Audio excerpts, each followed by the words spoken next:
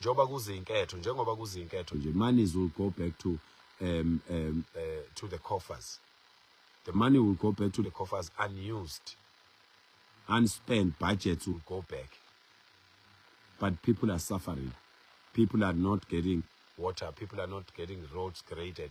People are not getting service delivery. But the money is going to go back. The budget will not be spent because there is elections. Everyone wants the money to come to their pocket or to be used according to their party's manifestos and everything. Let us stop this nonsense, Bafowethu. Let us stop this nonsense. We are bigger. The country is bigger than us, and we are smart people as South Africans. We need to come together. We need to make sure that this country gets back to its glorious moment. We will keep preaching this.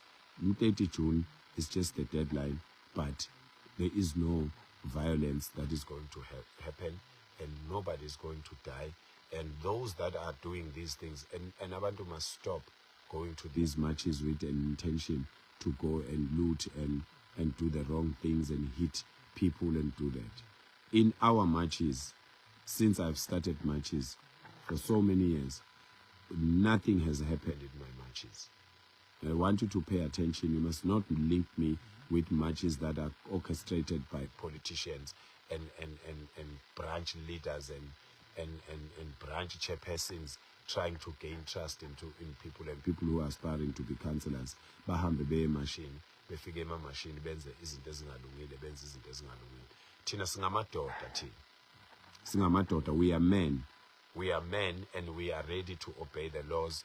We are men and we are very respectful, and we will never, ever, in the marches where I post the march and say, this is going to be, there's a march in Ugompo next week, there's a march in Polokwane, there will be a march in Toyando. There will be no violence in those marches. There will be a march in Soweto, and there will be a march in Mayfair, in Johannesburg.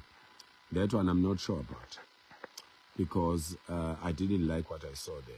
So the people of Mayfair, they must be very careful of what they do to South Africans, because I'm putting my life in the line for South Africans, and I don't care. I don't care.